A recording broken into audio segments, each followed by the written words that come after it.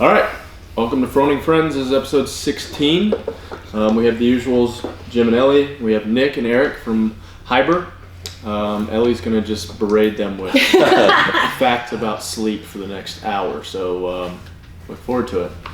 Yeah, definitely. I mean, it's when we start it. See, there we go. Yeah, Ellie already screwed it up. We have to have it. We have 5 here today. Sorry. So usually we have 4 mics, so we're trying to figure out. Might be interesting to start out. We'll get it going though. It's gonna be amazing. Well, first things first. Anyway, so I started researching sleep since we have, HIBR Mattress Company, and then I realized the value of sleep and recovery, and I thought this would get really interesting. Anyway, can you guys tell us about yourself first? Personal background, how you got into this, the mattress business, etc. Yeah. Hold this up. All right. I'm Nick Ondrako. Eric and I met in college, and we started a digital marketing agency back in 2008, 2009, and then the opportunity came to get into mattresses, and through just some connections in that space, and so we launched in 2014. So digital marketing to mattresses. Yeah, so the transition from digital to actual physical products, we've been asked numerous times, you should write about this and do a book on this. This is something we've been focusing on and maybe looking at. But yeah, it's a big jump. It's very different. So that's the 2-second version of that. Eric, you too, same thing? Version. So yeah, what was the question? Just how you got into this. How we got into it? Yeah, same thing. So we were doing web development. We were building websites, like Nick said, digital marketing. That's basically what we were doing. And we've always been selling a service as opposed to a product. You sell a service, coaching, lawyer, something like that. You sell them your time. We've always been like, man, it'd be so awesome to sell a product. So we had the opportunity to get in. We started with pillows, so we kind of broke in, and then we got into mattresses. And once we had the opportunity to sell a thing, you could hand to somebody, and it could be selling while you're in your sleep. It could be selling automatic. Right. Hence the online. That's why we got into that. And no pun intended. And that's kind of how we got into it. We really wouldn't sell a product. How did you come to choose mattresses and pillows? Well, truth be told, Nick doesn't like me telling this too much. But we've got a little family in the industry, in the foam industry. That does, foam for furniture, chairs, sofas, all kinds of things. So once they let us get in pillows, they're opening a new pillow factory.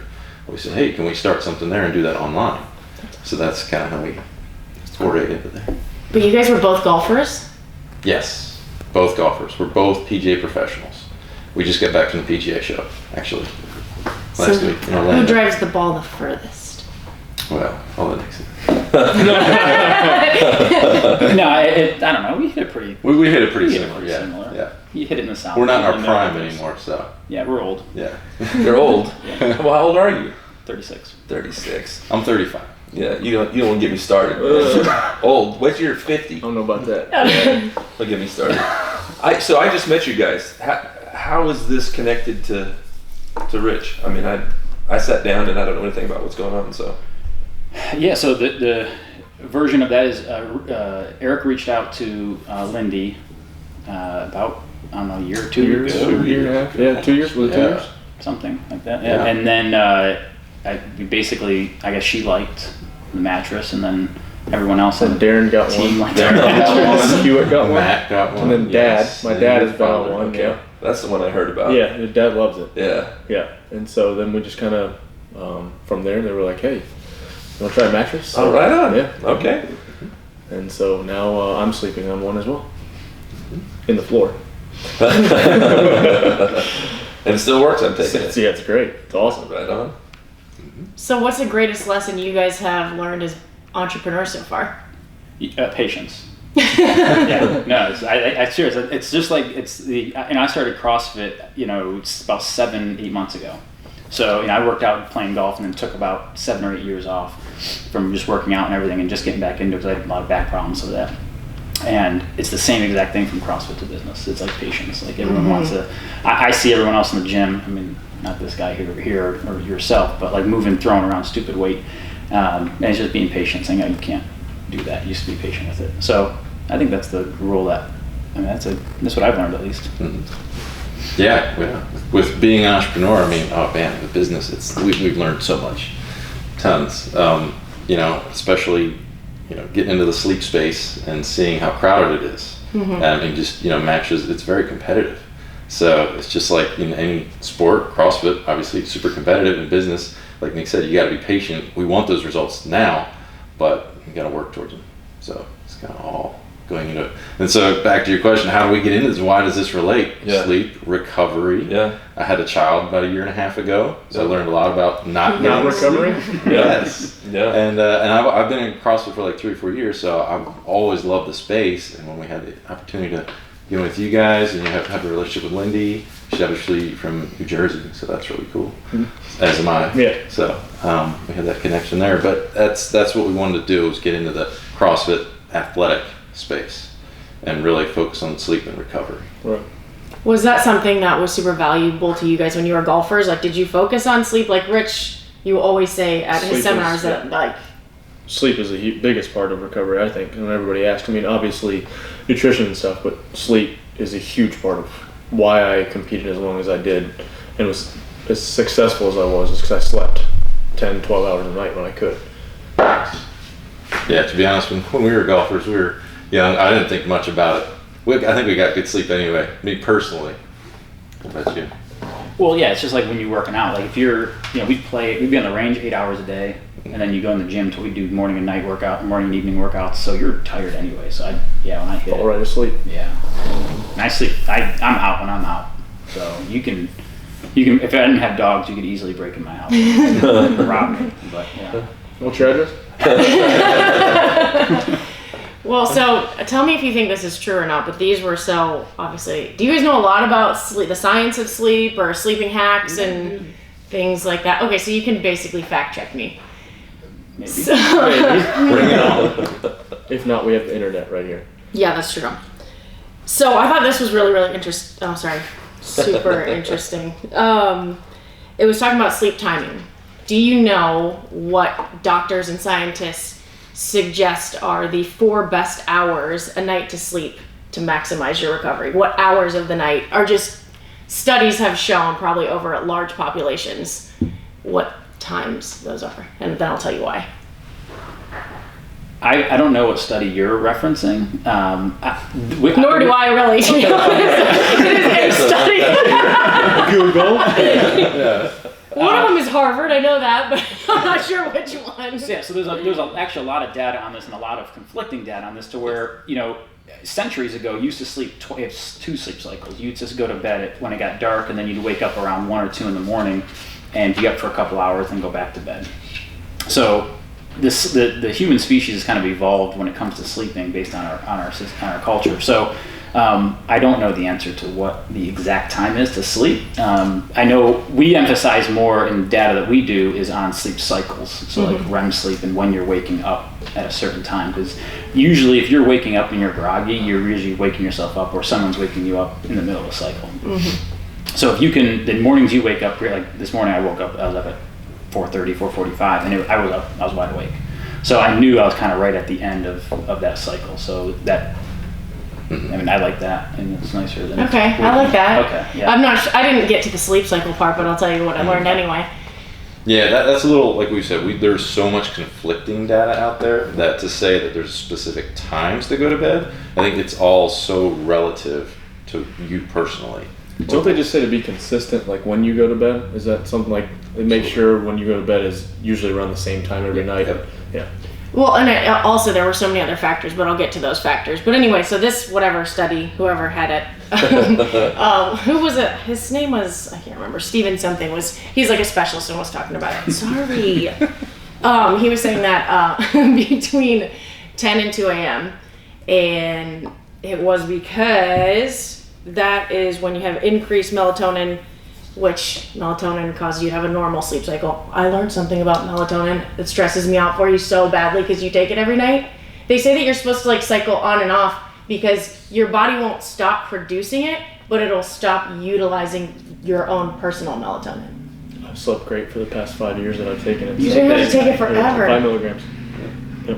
It's great to give your dogs too, but you got to do it a low dosage. Really? Oh, really? Yeah. That's what put it. Remember that one. So anyway, during that time you have an increased release of melatonin, and it also says that you have an increased release of your human growth hormone. So in those 4 hours, that's where your recovery is maximized and you have the most anabolic release. So basically your first 4 hours of sleep.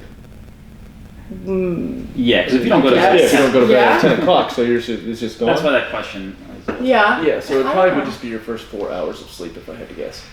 I'm not even going to fact check that. Well, and I don't really know. Yeah, 'cause I don't think it really is like, oh, my body's like, oh, it's 10 o'clock p.m. What about on daylight savings time? What is it going to do? So I think it's probably, I get where you're going with it. If But- you go to bed at 10 o'clock, then the first 4 hours are probably your prime hours. But you know how I know how much you guys love when I talk about the cavemen. Oh, here we But go. it all goes back to how you're like. This is like.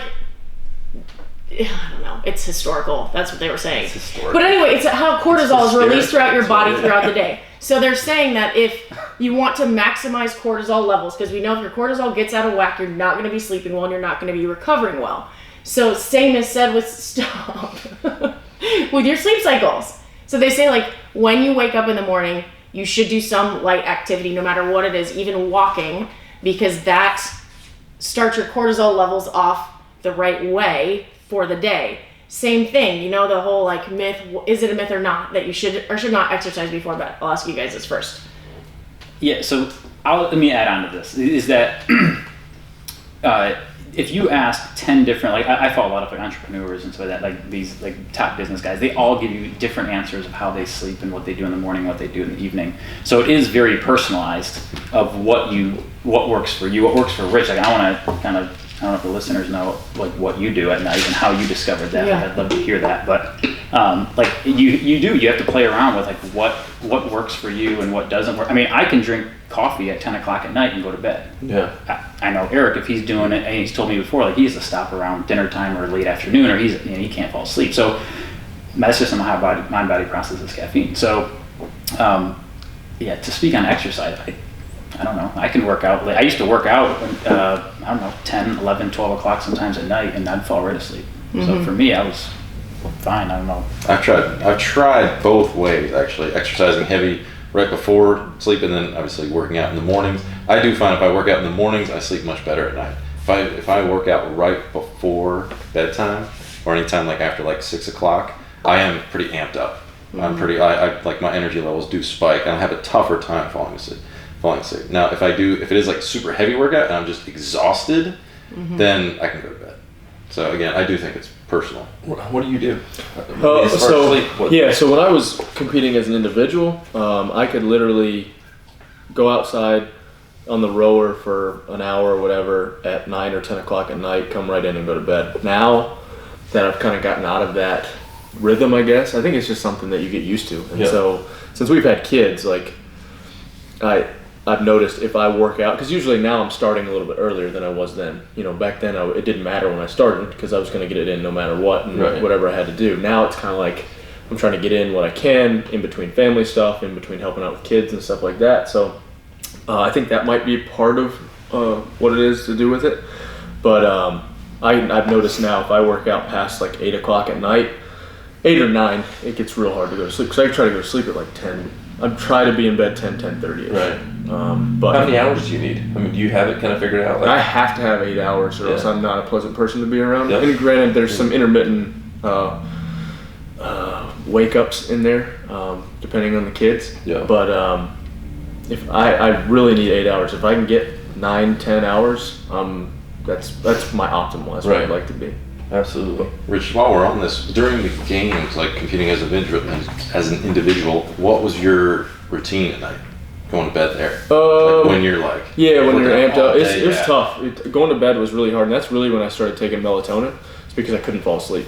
Because and it's something even now is my brain is still going while I'm laying there. I've started to read at night, and that helps me kind of chill for, I'll read for like 30 minutes, whatever it is. Going through different books, reading the Bible, stuff like that. That's helped me to fall asleep a lot. But at the games, we just kind of hang out, watch TV, do whatever, and then I was usually the last one to fall asleep. Usually my room was kind of packed with people because we were trying to help people. And I like just being around, because it took my mind off of that. So I lay there a lot, to be honest. It's hard to just shut down and kind of shut your brain off. It's a little easier now. Right. Because I've been doing it for so long, but just kind of wait until you fell asleep. Yeah, just wait till I fall asleep. Yeah, so kind of depended on what time we got done that night or day, and then what time we had to get up the next morning. But if I can be in bed around 10 o'clock, that's usually best. I take ZMA at night and then also some melatonin. So how did you figure this out though? Like, did you actually like experiment with this, like A/B testing? No, I just was kind of like, all right, I'm tired, let's go to bed, I guess. I don't really know. How do you know you need 8 hours or 10 just from doing it? Just from doing it for so long. Like, especially depending on the load of, volume that we're doing at any specific time. Certain times of the year I can get away with 8 hours of sleep, but when we're training hard and it's, this time of year or right before the games, then I would like to sleep a lot more. Just what I've learned over the years. Ellie, how about you? How much do I sleep? Yeah.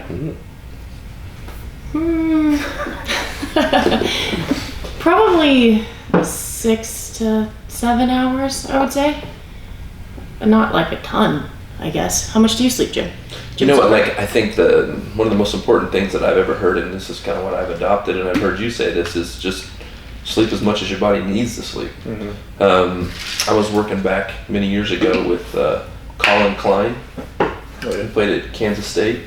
His dad, and Colin's like 2 feet, way bigger than his dad. And I said, man, this kid's bigger, he's stronger, he's faster. How'd you do that when you were raising him? And he said, you know what? I let him go to sleep, and I let him sleep as long as their body would sleep, and then I made him get up. So if it was 6 or 7 hours, then they had to get up. If it was 8 hours, then I got him up, kind of thing. So just let that body, not laying there messing around. Right. So I just never had any problems with that. And I fall asleep, go to sleep, get up, Did you get up at the same time every day? Yeah, my body kind of within 5-10 minutes just kind of wakes up, My wife's usually up 30 minutes before I am, so I kind of hear her moving and getting up. But that whoop has been cool, just as far as cycles, measuring cycles and latency and some of those kinds of things that I'm not an expert at. But yeah. Yeah, the most consistent thing we've ever heard, if you're trying to get more sleep, keep waking up at the same time and just keep going to bed earlier. Yeah. And figure that out. Yeah, instead of sleeping later. Yeah. So. There were just so many things, like other things that I was learning while looking at the sleep stuff too, but even like the reason they were saying exercise close to bed is difficult is because of your thermoregulation. They actually give a shout out to Kelly Starrett, because your body at a certain time, like you're supposed to try to prepare for bed. It was a couple hours before, because your body's temperature naturally goes down to keep you cooler as you sleep. So if you run hotter, like they're saying Kelly Starrett, the optimal temperature they were saying, I could be wrong, was 62 to 67 degrees, which for some people is freezing. And like they were saying, he didn't want his wife to freeze to death. So he got what's called a chili pad. Have you heard of a chili pad? Yes. And you sleep on it and it keeps you cooler or something like that. So that was just like another... That's something I would need because I run hot all the time. Yeah. Oh, I kind of... So I get, as I start to fall asleep, I get hotter. Yeah. Is that I do right? too. Yeah. I always wondered if that was a workout thing or something, because there are some nights that I'm like so hot. Yeah, absolutely. Huh. I can't have my feet in the covers. My feet have to be outside the covers. Some people sleep Always. extremely hot. Some people have no problems, and we've actually seen a lot with our customers. Some they'll complain about it, or they'll just say I sleep hot before they buy a bed. Mm-hmm. What can you do? What can you do about it? That is definitely the chili pad. You should put a little referral link on Amazon. There. Chili pad. Have you ever seen them? No. What it is? It's actually. I think it's kind of annoying if you can stand the sound of the. Oh, it's loud? What it is, it's a pad you put on your bed. I think it's just one side. You might be able to get it for like a king, but it's definitely at least one side. And what it is, it runs water through there. So there's a pump that runs the water through it, keeps it at the exact temperature you set it at. So you set it at 60 degrees, 65, whatever you want to set it at. So it does keep you cooler. That's cool. So, because I think Tim Ferriss turned him on to that. Oh, or Kelly really? turned Tim, I don't know. So but I don't someone know. was... Yeah, they were talking, but Tim Ferriss kind of swears by it, so it's pretty awesome. But I need the comfort of the bed. Yeah. Yeah. I was supposed to say, is it soft? Is it like... Let me do a shameless plug. Water. This is the exact reason we launched the Kickstarter campaign in 2014 around a pillow. So if you actually touch the pillow, and I wish we can say that we engineered this and we cooler than the other side of the pillow? Yeah, actually, everyone that touches it, you're like, how is this possible? That's actually cold. Did we bring any? I have a pillow in my truck. So Love to see that. Yeah, you actually touch it and you're like, how is that even possible? Yes. Yeah, This is a phase change. No, you don't plug it in, nothing like that. So it's a cooling People love pillow. it. It's for that reason. So it keeps your head. The whole idea is you don't have to have your whole body. You can regulate your temperature. So you're going to do that to the top like a... top of a mattress. The problem with that is you put so many, like you put a cover on it, then you put sheets on it. You start layering so much that you really gotta thicken that. So it's just, and some people like, I don't. Men seem to sleep hotter than women, so that's an issue sometimes too. So that's why the chili pad can be like a halvesies kind of. Exactly. So if one person sleeps hotter than the other. Exactly right. So can we go through some sleep hacks? Because I went through this list and I want to know if you think these are true too. Sure.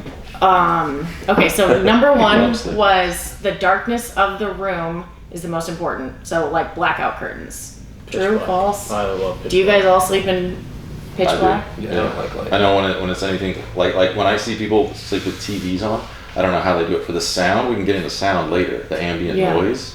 That definitely helps, I believe. But when people leave the TV on as well, that is a pet peeve of mine. The pitch. I wouldn't say that's the most important thing, though. But dark. Yeah, as dark as you can get it. Like, but I don't know if that's the most important thing. Well, temperature it plays a huge role. yeah. So this is where the Harvard study comes in. They did a study on what lights affect your room the most. So like if you have a blue light on, it'll upset your sleep cycle more. They said if you want something more calm, you do a red light, and a green's kind of in the middle. So Phones. This is what Apple did. Yeah. So Apple turns your phone orange hue at night. yeah, and there's also some kind of app that if you are like reading from an iPad or something, you'd want to read using this app as opposed to just letting the blue light. Is that true? Usually it switches to that black screen at night. Right. It on kicks an over. iPad. Yeah. I used to never be able to fall asleep with the TV on. Now that I have children, I can fall I can fall asleep anywhere. And then there's also a blue Elsa picture on the ceiling that I get to stare at every single night. On the ceiling. Yeah, it's like one of the, I don't know, it's a night light, but it projects like a picture with Elsa or Anna or both. I can't remember. Ceiling. To the ceiling. Yeah, it's great. Do what you gotta do. Oh my gosh, gotta that's do. awesome. Yeah. So usually I'll fall asleep with a pillow over my face. Sleep mask. Yeah, sleep mask. Yeah, I don't know. It's like when you wear a sleep mask, it like messes with your nose. Like it tickles my nose for some reason. I don't know why. No, I usually don't fall asleep with a pillow either. I just fall asleep without like flat? Yeah, with flat. I'm usually the pillows. I fall asleep on my back, and then I'm usually hugging the pillow. And then sometime at the middle of the night, the pillow ends up behind my head. I have no idea how that happens. Every single night. It's very weird you just brought that up. For the last week, I've basically been abandoning the pillow. Yeah, I love it. I don't know why. Jumping ship. I don't know. It just I fall asleep. It's been so weird. I cannot fall asleep with a pillow behind my neck. And then as soon as I wake up in the middle of the night, it'll be behind my head, and then I'll take it out, do it again, and it'll end up back. I don't know how it happens. The mysterious pillow movement. Do you sleep on your back or do you sleep on your stomach? So I rotate. I've noticed like I'll sleep for like an hour on my back or 2 hours on my back, 2 hours on my side, 2 hours on my stomach, 2 hours on my other. Like rotisserie style all night. You guys remember the names of the sleep positions I taught you from the like skydiver. No, the free faller. Free faller. The stargazer.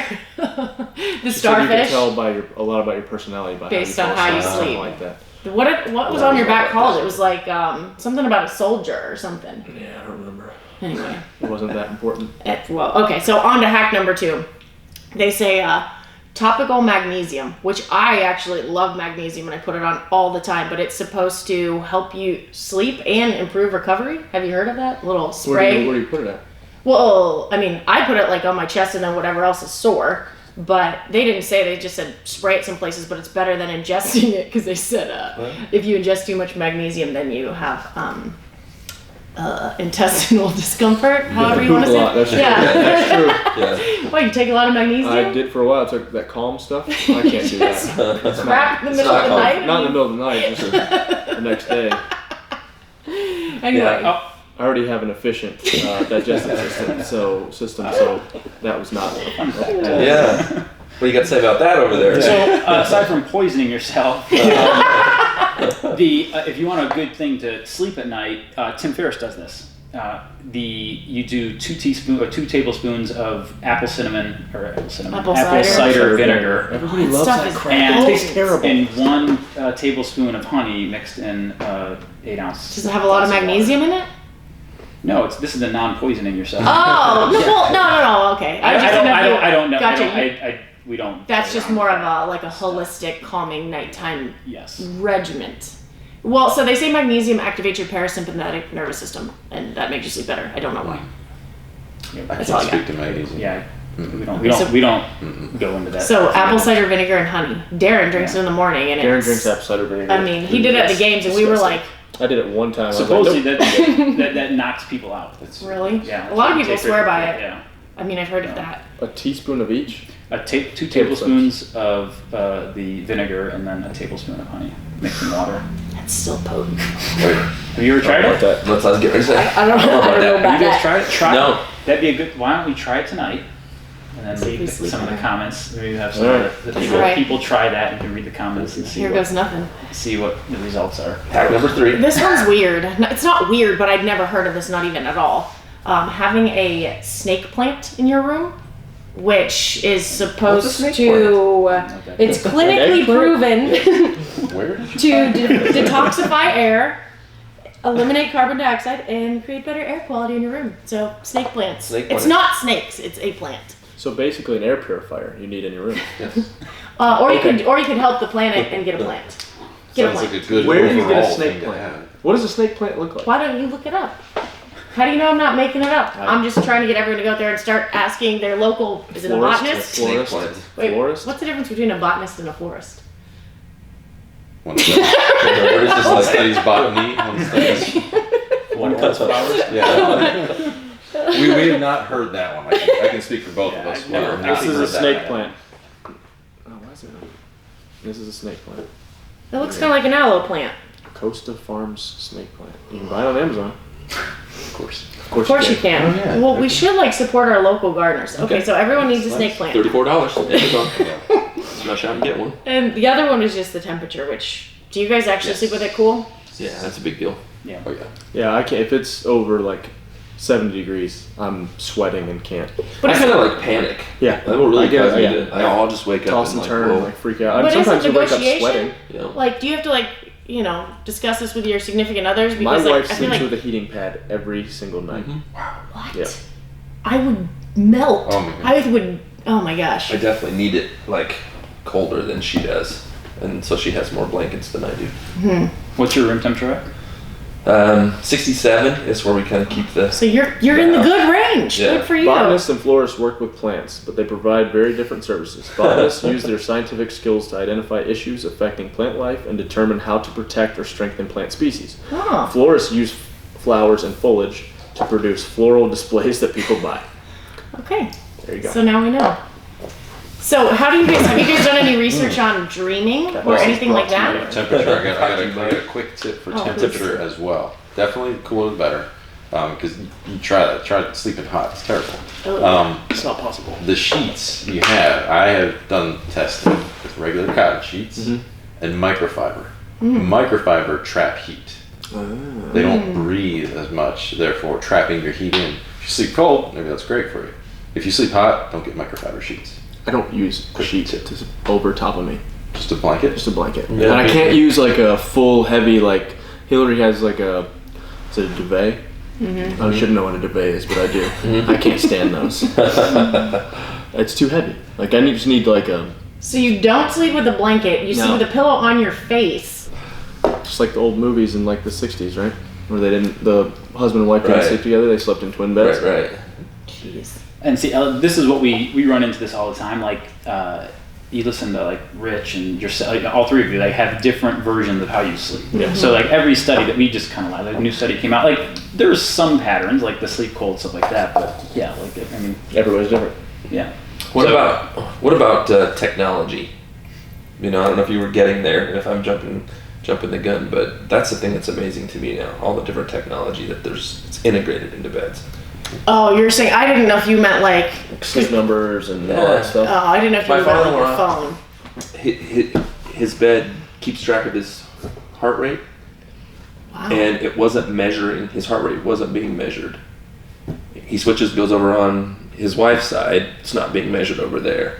Goes to the doctor. His heart's has some kind of arrhythmia that could have caused a heart attack. Jeez. The bed literally saved his life. He had to go get surgery, had his heart shocked, the whole thing. He credits his bed for saving his life.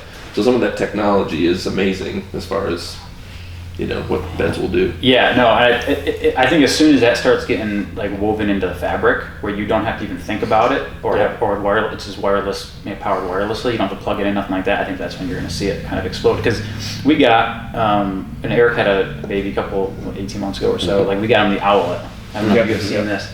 Like I was like, this is genius. Put this all throughout the bed. When you do that, the price tag starts going up. Right. You start making it affordable. You look at what Jim was talking about with the Whoop, where it tracks your sleep and it helps give you your recovery, your HRV for the next day. Right. If you put that in a bed, that would be an awesome, but like you're saying, once you start adding that type of stuff, then you're looking at, some people will pay for that. Yeah, and you can do that now. I mean, you can definitely put that kind of technology into the bed now, but I was like, I think to the masses, when you can start weaving that into shirts and everything to where it's just mainstreaming. I know Nike started doing that with the basketball. We can't say Nike on this. No, I'm just kidding. Dre. What's the biggest thing that people come to you desiring in a bed? Like, what is it? What's the most feedback? What have you heard the most that has made you apply it to your product? So people confuse like firmness and softness. This is like the biggest debate of like, this bed is too firm, this bed is too soft. It's completely subjective. Yeah, do tell. I always wonder what you're supposed to do, have. Well, I mean, again, I can ask. Preference, right? Yeah, I can. Rich might say this is too soft. Jim might say this is a rock. We've kind of narrowed it down to where our return rates are single percentage, and they're only the main complaint, or the only complaint is I think this bed is too soft, and I actually think the bed's, too firm. I actually think the bed's a little bit too soft, but again, that's just personal preference. But I think most people, it's the stuff that we use in our beds, it's almost like a rubber band type of material to where it bounces back. Mm-hmm. I know you've been sleeping on it for a while, and that kind of solves that issue. So it's not like a spring mattress. It's not like an air mat, like Sleep Number's basic. Can I say that? You say what you want. Like those are, it's like basically it's an air mattress with foam on top of it. So it's like some of the new technologies out there are really neat, to where it solves that issue between soft and firm, to where it kind of starts blurring that line a little bit, because the bed is soft, but it's supportive. So that's really what people kind of confuse is between the soft and firmness debate. So I don't know if you want to speak to that at all. Well, yeah. I do have a funny anecdote, because it is funny when you see couples come to us. It's always one or the other, and there is no distinction whether it's the male or the female. There's always one that says, I have to have a firm bed, or I have a bad back, or I have whatever. One person is super strong about their feelings towards bed. The other one's like, yeah, whatever he wants, or whatever she wants. Mm-hmm. So it is very much like that. We see that a lot. But it is funny. Well, you said, what do people come to us with? You'll occasionally get the people that say, I have had knee surgery, hip surgery, shoulder surgery. I need a firm bed. I need a soft bed, something like that. Again, super individualized for what they need.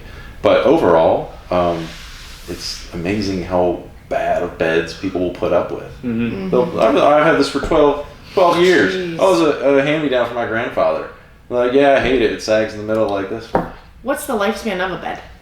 Well, what they say is 8 years. 8 years. Yes. Okay. But again, it all depends. How heavy are you? How much do you sweat during the night? How grossed out are you by all the microbes and the funky stuff that's in your bed and accumulates over time, the dead skin cells, stuff like that. Yeah. The quality of the mattress, if you bought something cheap from China, that's going to last 3 or 4 years maybe.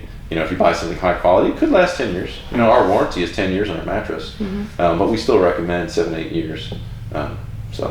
How do you help somebody decide what they need as far as firmness or softness? I know for me, I don't. My bed's perfect at home. When I travel, you stay in a hotel or my parents' house or something, I hurt. It's not the same. It's different. I get home, I'm happy to get back to my bed. How do you help somebody with that?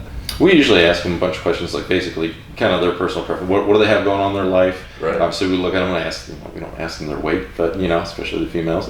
But if they're larger, they may need something firmer. Right. Lighter people, our bed might, like Nick said, a super light person might think our bed is too firm. Whereas somebody, a little heavier might say, oh, that's normal. So we'll just ask them kind of a lot of individual questions about what's going on in their lives, what they do, and actually what they're sleeping on. Now, that usually matters the most, because that's usually why they're coming to see us, why they're needing a mattress. So. Yeah, and Jim, the other thing is that to firm up like a spring bed, you have to compress the springs, or you want to soften it up. You just throw more cotton on a pillow top or something like that. So the new technologies that are out there, it solves a lot of those problems. So it eliminates all the springs, it eliminates the cotton. So it's really, you almost one of those things like, I mean, I don't know, I'd like to get your feedback on what you think. I mean, you can feel the bounce. Yeah. So like it's different. The bed that I've been sleeping on, I think it's just a prototype though, isn't it? It's about to be released. That's so I like more of a firm bed. Hillary, we had a mattress that her side was soft, my side was firm. I don't even know how we got that, but we did. And so this one though is like, it's a good mix. Like it's not too firm, it's not too soft. I don't know if it's just my weight is right for it, like you're saying. And Hillary hasn't slept on it, so I don't really know what her point of view would be. So I'd have to ask her, because she likes the more soft bed. So I'd have to ask her. But Lakeland loves to jump on it. But yeah, because mine is in the floor. For those who don't know, since we've had Trice, I sleep in the floor on a mattress though. But I've been sleeping on that mattress for about a month and a half, right? So I love it. It's good. Been good so far. Yeah, so Jim, it's just a weird. I mean, it's a tough question to answer, because how they've solved that in the past is different than how we kind of solved it today. Right. Got to try it. Preference, yeah. What's your preference? What you like? And we do 100 nights, so you can try it. If you don't like it, you should send it back. Yeah, so that's how send it back. That's how we do it. We donate them. We donate them. Oh. We coordinate pickup. It's like, wow. Wow. Is there a question that you wish people coming to you guys would ask you about your product? Yeah, I mean, that's, Sorry. Thank you. Thank you. No, I think what people are learning in this industry is the distinction between buying online and going to a store. Like, I don't think people fully understand the drastic markup that you're paying when you pay a retailer. And so I think that's a question that people, because people are like, our products are, the stuff that we're going to do with Rich are under $1,000. So I was like, you can get a queen and a king for under $1,000. I'm like, how you do that? I'm like, well, we don't have to pay I won't name the big store, the MF store that you see everywhere. No, not that MF. That's good though. Just happens. I think everyone else got it. Like, okay. We need to use that moving forward. That was awesome. What were we talking about? Sorry, the markup between your nuts. So I think people don't ask that enough. It's like, well, how could you do this at that price point as opposed to, why aren't you charging? Yeah, why am I getting a cheap mattress because it's so cheap? Yeah. But you're not. Yeah, and so the thing is that you're limiting all the 5 or 6 markups. Mm-hmm. So that's how you can get a better. Our mattress on average costs more than it does a $3,000 or $4,000 mattress in the store to make. Yeah. So, but we just don't have the markups. Oh, that's a great point. Yeah. That's a great we don't talk about it enough probably, and people don't ask about it. And I think that's the education side of business though that would be valuable for the customer to learn, because that's the difference in why do people buy high end. This is always one of my biggest questions is, you have people who will pay money to buy Gucci or Armani or whatever, and I always wonder, is this bag actually a better product? Like, could leathers and sewing and things actually be that valuable, or is it really just the name of a product? Exactly. You know what I mean? Yeah, no, that's kind of our take on that is like, you're really paying for a lot of the marketing and advertising over the last 30 years of some of these companies. And so it's so much cheaper now to advertise on Facebook and get the word out that way that you just don't have those kind of marketing dollars. Or do you have to spend those kind of advertising dollars? For sure. Well, so you guys have been athletes and entrepreneurs. What's the biggest failure you guys have encountered that ended up positively affecting you, maybe as a business person, maybe in development? It could be anything, but a failure you've encountered that's either made you better as an athlete, a person, a business person. Yeah, that's a tough one. That's a really good one as well. I guess for me personally, though, I hate calling anything a failure. I always call it a learning experience. Right. It's a better word. For sure. So I think one of the what turned me on to web development and getting into business and becoming a business owner, things like that, is I didn't make it at professional golf. I tried to play professionally. I had a sponsor for a while. I got out there and, I couldn't do it. I couldn't hang on for long enough. So I had to do something to make money. So that's how Nick and I kind of got into business. So that's me personally. Yeah, he stole my answer.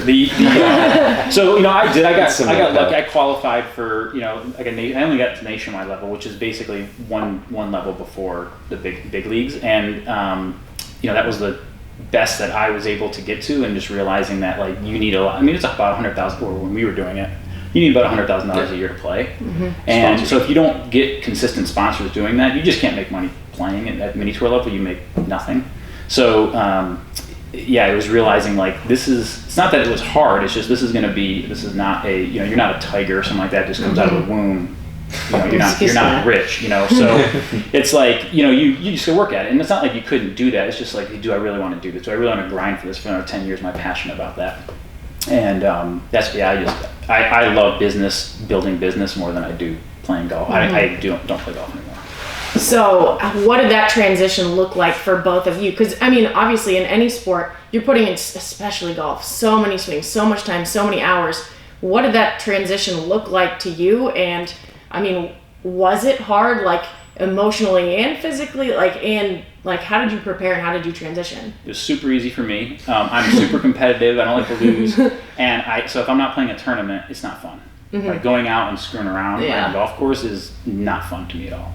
So if we're playing for something, even playing for $5, I don't enjoy that. Like you gotta be playing like it has to be serious. we have to be playing for real money, and there has to be something on the line. Yeah. So to me, I was like, screw this. This is not fun. I don't want to do this anymore. So it was easy for me to quit cold turkey. Not me. I thought about that too when I started towards the end of when I was playing full time. I thought about, wow, what if I didn't play golf? I thought that was like emotionally crushing. I was like, that'd be terrible. And so for me, it was more of a gradual ease out of playing professionally. So I got a job in golf where I was like, all right, I'm still going to try to play some tournaments. I'm going to work at a golf course so I can practice, things like that. So it was more of a slower, but then once I realized I like other things more than golf, then I was totally fine with it. But yeah, for me, I couldn't do it cold turkey. Like, all right, we're done. We're on to the next thing. I couldn't do that. So. Did golf teach you guys anything that you apply to your business? Oh yeah. Oh, tons. I mean, the thing about us is we played so much golf over the years. We can go out on a golf course with almost anybody. If they're any kind of golfer, if they know anything about golf, and you really see their personality shine through in the first couple of holes. Oh yeah. I meant like whether they all the weaknesses, right? Oh yeah, right. They don't be good or bad, but if they cheat, if they kick the ball out, whatever. That's so true. You see that instantly. It's great for job interviews. Yeah. So and you really can see that. So yeah, there's tons of things that we've learned in golf that apply to life. I mean, just patience, obviously. Golf is, you got to be patient. You can't press it. You can't just say, all right, we're going to crush it here. It doesn't matter. So you can't just walk up to the ball and swing at it. Exactly. Practice. Right. Well, that's why I'm out. Right. So, yeah, tons. I think work ethic is probably another one. I mean, I like working anyway, so it's never a hard transition. But yeah, you're on the golf course practicing for 8 hours, 10 hours sometimes, just putting, hitting balls. It doesn't sound like a lot, but mentally you're in your own head the whole time. Yeah. You're just by yourself. It's a very lonely kind of. You're with your thoughts, and and if it's a bad day, then those are tough. The good days are easy. I'm a horrible golfer, but that feeling of hitting a good shot. It's by accident usually. It's one of the best feelings, right? You just keep the club still up there, and you're just watching that thing go. I don't get enough of that. But me either. I've only played 18 holes one time. Yeah. In your whole life? One time. And there was alcohol involved. Is the only reason I finished 18. I played 9 a couple times, best ball, but I've never played 9 by myself. I swing it like a baseball bat. Yeah, we saw your Instagram. We had a couple tips. I literally swing as hard as I can every time. It doesn't matter where it's at, what the shot is. I swing as hard as I can. Nothing wrong with that. Yeah, it is when it slices way to the right every time. I'm sorry. I'm like, oh, no, it's not. Where's it going? Yep. Someone track that thing. Who are your biggest influencers and why in your life? Or was your biggest influence? There's a couple guys in the business that I like to follow. I mean, obviously like Elon and Steve, and then Gary Vaynerchuk's a big name up in New York that I like to follow. I'm big now into Stoicism. I don't know if you guys looked into this at all. this is awesome. I love this. This is Tim Ferriss kind of turned me onto this as well. But those guys, I don't know. I don't follow a whole lot of people, but those are. That's my biggest one. Who? Tim Ferriss. Oh. Yeah, he's one of my biggest, like when he first came out with 4-Hour Work Week, I thought that was amazing. It blew my mind. But yeah, you have all the life influencers, family figures, stuff like that. But yeah. Anyone in your immediate lives? I mean, Tim Ferriss is great. So obviously you guys value personal growth and development. I mean, that's wildly apparent if you're a fan of Tim Ferriss for sure, which is awesome. Is anyone like personally like close in your life that has impacted you? A big influence for me was actually the gentleman that sponsored me while I was playing on the Korean tour. Oh wow. Yeah, he paid my whole season, paid my way, and he sold a piece of his company to Google. And he's big into domains when they were around in the early 2000s, so he made a ton of money and super smart guy. And so he definitely influenced me in showing me actually in the whole business side of things after I got done playing. So I feel like that mattress market's really saturated. And I can actually, it's not even something I'm interested in. I can name 3 or 4 companies right off the top of my head, Why would somebody want to buy your product instead of going someplace else?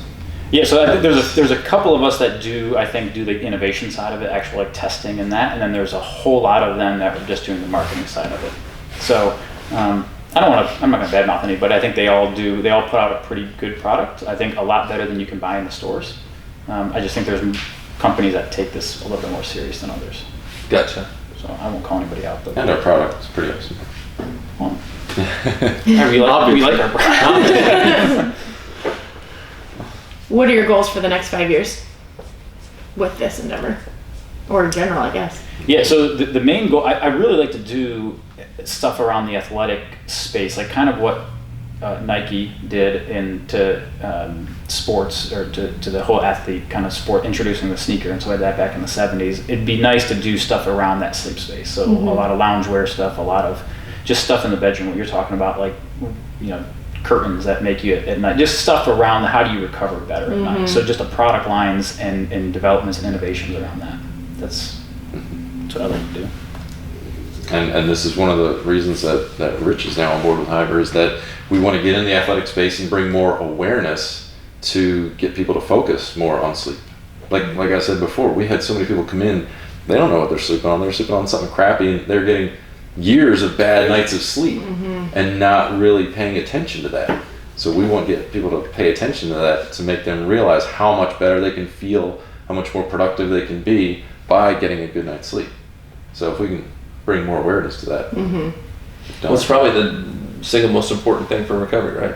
Absolutely. Sleep. Yeah, I think so. Absolutely. So that being said, I mean, this is a question for all of you. If you get the perfect night's sleep, what would you do the next day? Wow. If you get a perfect night's sleep and you are prime, and you don't have any schedule. It's the same thing we do every day. Right. Well, maybe not that. Well, yeah. What is the perfect night's sleep? For like, if I can maybe only wake up once to pee. Once to pee. That's awesome. Yeah. If I have to pee twice, Or that's not even. over. Listen, Or that's not You even. have to pee twice during the night? You get up every night? Every night. Wow. Every night. I Drink can't a lot drink of water? anything after about Drink 8, a lot of otherwise I'll water. have to wake Yeah. up. Yeah. That and my bladder's kind of small. I pee a lot. I had a guy that kind of scared me about holding your pee a lot. So literally, as soon as I feel like I have to pee, I go pee. So I think I've like trained my bladder to be like the size of a peanut. And if I can like wake up once, that's a great night's sleep. What? And You then guys get up every night? You know the worst feeling ever though is like you kind of wake up because you have to pee and you're like, oh, maybe I can go back to sleep and beat this.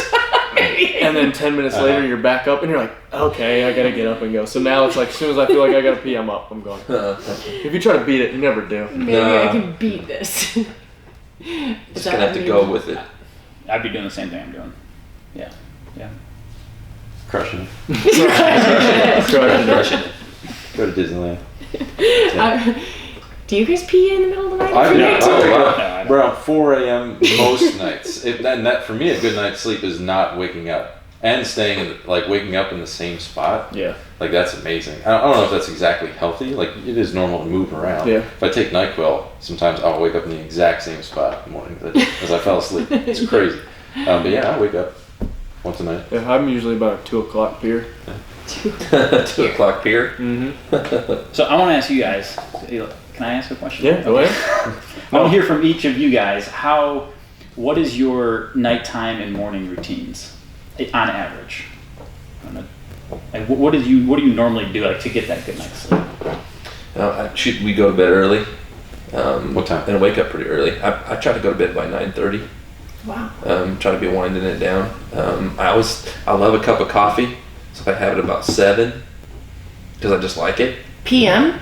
You know, it doesn't keep me awake really. It doesn't. But if I do it too late, it does. But I try to have some coffee and then finish up with a couple of emails or something that I'm reading. I kind of want to be in that space, and then go to bed and get up early. So you're in front of your screen before you go to bed, like doing emails. It's usually not emails. It's more reading. Okay. I'll be reading something on my iPad or reading a book or something like that. Something that I'm super interested in or where I want my mind to kind of be. I don't have problems going to sleep though. Man, I can hit the bed and just be out and go to sleep. And my wife wakes up a ton and sleeps super light. So yeah, I just try to. If I get in bed by 9, I can be up by 5, and then I'm ready to go, and I'm not tired, and I don't need a nap or. What do you do in the morning? I've got 3 dogs. I feed those dogs. I eat breakfast pretty fast. Get outside, walk a little bit. 5 a.m. Yeah, we get up right away. Yeah. My wife and I sit on our kitchen floor because she likes to put her back up against kind of the cabinets, and she's got this spot because her back bothers her. And we feed the dogs and we talk a little bit for about 30 minutes, and that's just kind of our time together. Then I eat, and then I try to go work by 7. So. That's the schedule. Yeah. Wow. Yeah. Let's see. Evening time. Gosh dang. I'm not gonna be able to hear her. The whole time you're gonna have to. I'm put her hollering voice in there. too. Sorry. Evening time. I'm hollering too. I'm hollering. Since I started soaking in magnesium, I take a bath every night, which is unreal. But get home, cook dinner, take a bath in magnesium, and then before bed, I read. I usually read, and then it's so late by the time I get back from Cookville at that point that I'm pretty much gone. What time are you asleep at? I try to go to bed by 10:30. I try, but it's probably more like 11. But my morning routine is a lot stronger than my evening routine, just because, again, like commuting here, I get home pretty late and I have like time for 3 things and then I'm asleep. But my morning routine, I like to learn something every morning. I'm pretty passionate and excited about a couple different areas, so I try to learn or either like visit a website, listen to a podcast, read a book. I try to write every day something from what I've learned and try to think about it. Really wanted to jump on the meditation train, but I just haven't gotten there. Like, I don't know how to do it. But like everyone's like, oh, it's so great. I'm trying to figure out that. Say my prayers, cook my breakfast, and then I head this way. So that's my morning routine. Mine really depends on what Lakeland's energy level is at night. But usually, for the most part, we hang out, watch TV, whatever, play with the kids. Trice usually goes down. He's super easy. He's about 9 o'clock. He'll go down, and you just lay him there, give him a bottle, and he's out. Lakeland, however, sometimes has some weird stuff going on. She's wide open about that time. But ideally, we're in bed, start making our way to bed to about 9:30, 10 o'clock. I will usually read. I try to read for like 30 minutes and then fall asleep usually. And then in the morning, I'll get up, depending on like if Lakeland's up. If the kids are asleep and we're not training till a little bit later, I'll try to go downstairs and hop on a bike, hop on a rower or ski or something in the morning. We swim early on some days too. So usually if I can be eyes closed 10:30, 11, I can get up by 8, no problem. But anything past that, then we start pushing that back a little bit. What about you guys? Yeah, I have the worst sleep and wake up routine is that so it goes against everything everyone does. I'll usually work until late, and then I'll usually try to wind down with watching like Vice News or something like that on HBO for like 20 minutes. Glass of wine, and then play on my phone, go to bed, like 10:30, play my phone for a half hour, 45 minutes, just catch up on all the socials and what's going on in the world. I will get caught into emails. That's a death trap that I'm trying to get out of. And then I'll usually wake up. I try to wake up between 7 and 8. It's just, I don't set an alarm at all. I just let my body kind of get up, and then, I go get coffee. I don't eat breakfast, ever. So I shouldn't say ever. I used to not either, but now I eat breakfast. Why do you such? Because everybody said it was healthier. That way I would eat more food. Do you think it's healthier? I feel better now that if I eat breakfast, but I don't have to eat breakfast before I do anything. So like sometimes I'll just go downstairs. Like this morning I just hopped on the bike. I was on the bike for like 45 minutes to an hour, and then I ate after that. So I don't like have to have it right when I get up, but I've learned that I'm better if I eat something. That's why I started doing the overnight oats thing. Wow. Yeah, I'm gonna try that. Try that. We'll talk. that. Yeah. Okay. Yeah. But yeah, no breakfast, just coffee. Just drink a lot of coffee. Usually, if I'm down at the office or hanging out with Eric, he makes he'll eat breakfast. When do you eat then? At lunch, like 1 o'clock. Do you do it because of the fasting or like a methodology, or it just happens? No, that just happens. I didn't know about the fasting, the intermittent fasting, and then when I got introduced to that, I was like, oh, I've been doing it. Me too. If I forget to eat, that's intermittent fasting. Yes. Yeah. So that happens a lot. It's just So I can eat, and then I usually work out like 4:30, 5 o'clock now. So yeah, I eat at 1 o'clock, and then I'm horrible. Like I bet you guys would rip into what. Probably not. You'd probably fit in just fine. Yeah. With me. So yeah, these guys are a little bit more. It's nothing special. It's just against, like I said, against most of what people will tell you should be doing, like the meditation and all that. Yeah. Yeah, I feel like before we had our baby, I had awesome routines. like I would experiment with, all right, let's try for a week. Let's try this, because I had the Fitbit, the Jawbone, to track my sleep and see what was really good. And we were writing a lot of blog articles for HIBR as well. So I was like, all right, I'm gonna try some stuff, see what helps my sleep. Man, I was trying everything. I had some good night routines, good morning routines. Tried taking a bath before bed for a while, with the salts and all that. Now everything revolves around the baby. All around the baby. So, once we put her down like 8 o'clock, we get maybe an hour of a show, go to bed 9:30, 10, read or write before bed a little bit. That puts me to sleep instantly. Yeah. I'm like, bleh. Yeah, I'm like, all right, let's get through a chapter, like 2 pages in. Nope. Yeah. What did I just read? Yeah, exactly. All the time I'm like, I can't, I don't know. It's tough to finish a book that way. Yeah. And then, my morning routine, I have to have breakfast. So whenever Nick comes down, he stays in town for a while. You feed him? Breakfast. I'm like starving in the morning. So that's the first thing I do, wake up, big glass of water, eat, get baby ready, go to work. Yeah. Children change your lives. Children. It's crazy. I do the wine thing too sometimes. That helps. Definitely helps though. Well, so I learned that alcohol helps you fall asleep, but it supposedly isn't good for your sleep cycles. And what's the correct dosage? Moderation? There you go, the dosage. I mean, a glass, but no one's measuring the size of our glasses. I was about to say. I've seen your chalice glasses. is fine. You never drink more whiskey than you can wake up. I love that wisdom. That was your grandfather? No, that was my father-in-law. Father. Nice. Father-in-law. Can you tell us about overnight oats? I want to hear about this. I just take Quaker oats and I pour milk over it at night and let it sit overnight. And then in the morning I'll throw a serving of protein powder. Super greens? Do you put super greens? Absolutely not. Oh, you'd feel so much better. You'd probably sleep This better. is my overnight oats. Leave me alone.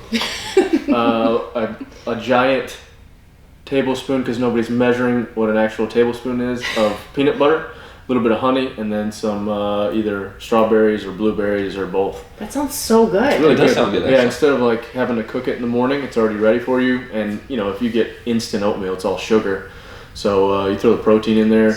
And since it's cold, it doesn't really mess with the integrity of the protein. This is in the fridge, right? It's in the fridge, yeah. Just overnight, just let it sit there, and it kind of softens up the oats, and it's good to go. So you just do it the night before. Whole milk? Whole milk. I do whole milk. You can do almond milk and all that stuff, but that's Should if be you're a quitter. organic. Whole milk. That's if you're a quitter. Is that what you just said? So I've been doing that, especially on the mornings where I've got to take Lakeland to school or something early. If we're going to swim, then I'll do that. If not, I'll usually have like 2 eggs, piece of toast, and some peanut butter on the toast. So, but yeah, it's been good. Those are my usually 2 go-to things to do for breakfast. So. Do you breakfast, Jim? Yes. What do you eat? Same Poets. thing almost every Sandwich? day. I never have any food at Poets. Oh, okay. Just coffee at Poets. you're missing There's a little out. coffee shop in town that I go to, but every day to kind of do my office work. But no, I have. I love coffee. I do. Well, I like espresso. I don't drink much coffee, but I do 3 scrambled eggs, a half of avocado, and some hot sauce. Boom. Nice. I heard you weren't supposed to have sriracha before No, bed, or there you you go. stay up at night too. I learned so Well, this much is in the about morning. sleep. This is in the This is morning. No, I know. I'm just saying in He's having case breakfast before he goes to bed. maybe he is taking shots of sriracha all day. I don't know. I was just trying to help him out. Sriracha. Do you take shots of sriracha No, all day? I do not. I do not take sriracha. Well, Shots- good. If you shots of did, sriracha. you wouldn't sleep. Yeah, that is. There's a lot of studies out there about that. Thank you. But hot and spicy food. I've heard Not about necessarily sriracha, but This is just hot and spicy spicy. picante sauce. Just a little on the eggs. Just Yeah. I'm okay. I'm all right. So the spicy. The Yeah. spicy upsets your stomach. okay. Keeps you up. does it make you sweat? No thermoregulation happening if you're Right. sriracha'd out. Indigestion, all that. It doesn't feel good anytime, especially when you're sleeping. So, True. yeah. Do you guys have any other sleep hacks that we haven't mentioned that come to mind? Or tips? Do Yeah, people what ask else you do we like need to know? bedroom setup? Is there any like Oh man, dark room, Mm-hmm. Cold. When waking up, I found a great alarm. The phone kind of does it now. I just Or it discovered figures out your this. cycle and goes. Figures out your cycle, but the way it wakes you up, with the monitors, the Fitbit and the Jawbone, they'll wake you up when it knows you're in a light Gradual or sleep. whatever. Yes, when you're in a light sleep zone, right? So that's like Nick was saying, ideal. You don't want to wake up when you're in REM sleep. So that's nice if you have that luxury.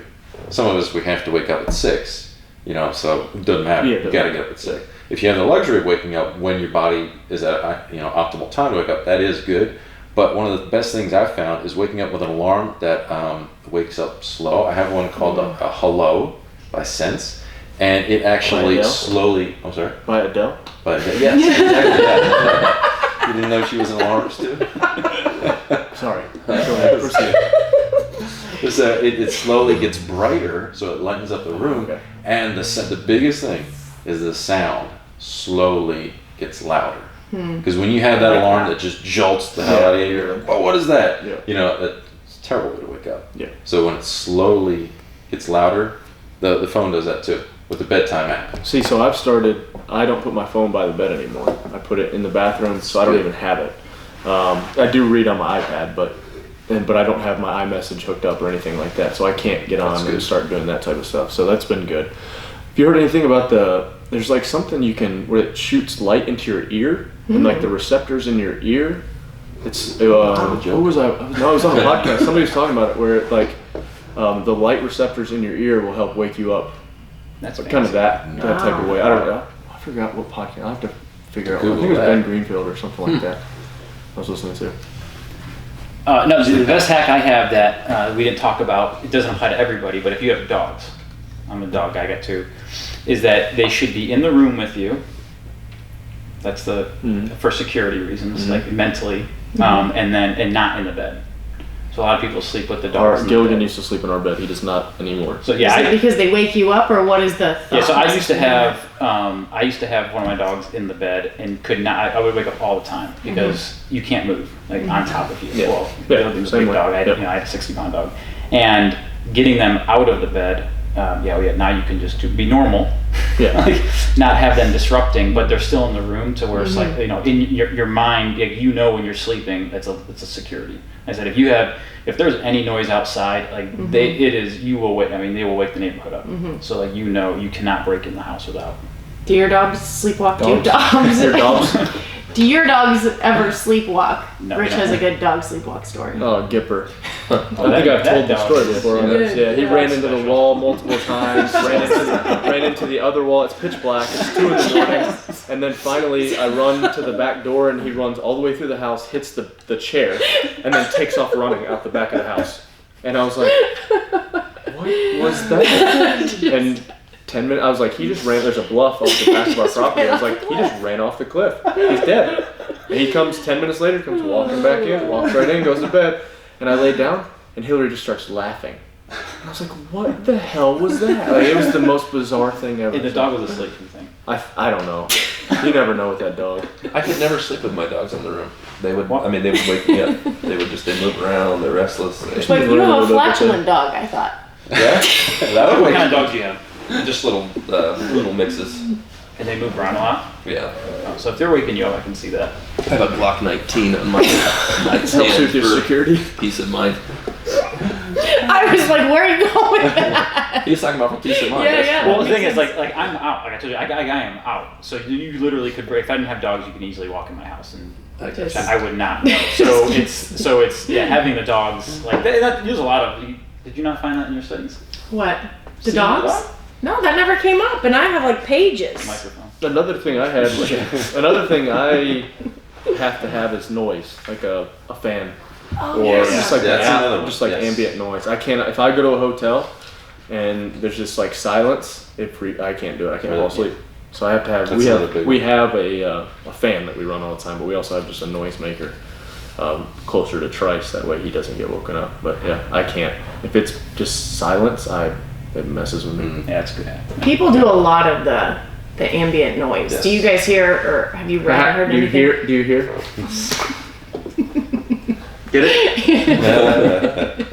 Me. So, do you guys have a lot? Do you know anything about ambient noise and sleeping? Is it supposed to be helpful? Not helpful? I never got to that. Or some mention of that. Most people we talk to like that do sleep with some kind of noise, either the machines or, like I said, I just do the fan. Yeah, we do a fan usually. Yeah. Yeah, and especially, we never slept with noise in the room. I never had to. Danielle, she always kind of wanted something. But once we had our baby, they always say, it's good to have the noisemaker, the waves making those noises. And so we just did it. I think our baby's a great sleeper. She probably doesn't need it, but once we heard that, we were like, wow, that's kind of nice. Yeah. So now our humidifier has this nice, kind of ambient noise, and it's awesome. And so I've always talked with people before about that, about just that little bit of noise, and sit with the TV on. Mm-hmm. So I don't know how they do it with the TV, but I can do it with the TV. The light from the TV is supposed to be bad. Yes. Really bad for some reason. Yes. Blue light, right? Ready for some gym wisdom? Are we going there? Well, it's not like anything crazy. It's just some quote I saw, and I was like, I wonder what Jim thinks. Let's see what these guys think, yeah. Insecurity is the greatest poison of all time. And it was like the little story behind it was insecurity kind of leads you to basically have all the like bad behavior. Some people drink because they can't be social in this setting, or some people do XYZ because they can't be that way, blah, blah, blah. So, is insecurity the greatest poison of all time? What are your thoughts on that? I think that, in the upcoming Mayhem mindset game, the question we're trying to answer is, am I enough? Mm-hmm. Everything that we're struggling with goes back to that idea, am I enough? And I think that definitely deals with fear, insecurity, sorting that stuff out, having some answers for that is important. Absolutely. Yeah, I definitely think it goes back to knowing who you are and what you stand for and what your values are. If you're not secure in that and okay with who you are, then of course you're going to have, that's poison, because you're just constantly thinking about it, constantly thinking about what you can do to change it and change yourself when if you're not okay with yourself. Then. Absolutely. That's foundational and fundamental. Well, you guys nailed that. What do you guys think? Yeah, no, I think self-awareness is probably some people are blessed with. They know what, it comes intuitive to them, and others you got to practice that. But yeah, I think having self-awareness, and that kind of ties right in what you guys are talking about. So I hate to bring up Tim Ferriss again, but he had a really good thing about kind of the reverse of that is basically when you embrace your inner weirdness, which can be your insecurities, that's your superpower. Mm-hmm. Because of your superpower. Once you embrace who you are, that's what makes you unique, and that's what, that gets rid of your insecurities, or basically is a way to show them to the world. Say, this is me, To address them. Right. Yeah. Underneath, whenever I've worked with somebody and you find where their struggle is, and maybe that emotion that seems to get the best of them, and to find them underneath that somewhere was purpose in their life too. That's kind of what you just talked about. There's something that's really valuable there, and when you connect that fear, that worry, that insecurity to a positive value, you flip it and you can use it, and those are the kind of things that move your life forward, and that language puts who you are into action. Same kind of thing, same kind of idea. Love it. For sure. I just think authenticity is invaluable, and being who you can't fake someone you're not, you know? Man, getting caught up in that kind of stuff, I don't even want to try anymore. That's just way too hard. I am who I am. I think I like this language. I want to be mindful. I want to be thinking all the time, and then I want to be authentic. Goods and bads. You know, I never ever dreamed I'd ever stand up in front of people and talk. I've got some dyslexia. I stumble over my words. I don't necessarily think I'm the smartest person on the planet. But you let that stuff start to stop you, and then you don't have a voice. So at some point you just kind of have to say, hey, you know what, I'm a little bit crazy, but that's all right. I'm going to make some mistakes, and that's also going to be okay. And I'm going to misspell something on a whiteboard, and that's also going to be okay. And we just kind of keep coming forward. So how do you fight that with what these kids are going through right now with, like, you know, on Instagram and any kind of social platform? Like what do you tell them? The kids that are, you know, they want to be the posers. Like what do you talk to them about? How do you overcome that to find who you know, your self-awareness, your insecurities? Yeah, I think that I went through a process of defining myself and really kind of figuring that out. I went on kind of a quest to write a code for my life. It's what we're all kind of working on, and there's an upcoming kind of a process that we're going to put out there in a couple of months, but it really is about defining yourself and writing language for your life, discovering what that is. So having language for what your purpose is, what your values are, and then putting that into some sort of a mission statement for your life. Your thoughts, your emotions, your feelings are mediated by what you say and what you write. So the language, the pursuit of having that language in your life ends up being key. I spent a lot of time working in universities, and I walk into, you know, a classroom with some college kids and ask them what a core value is, and nobody in the room can even give you one. They don't even know what that is. So being able to create some sort of vision for your life ends up being important. Being able to have some kind of language so you can articulate, hey, here's who I am, and not just always be lost in emotion ends up being key.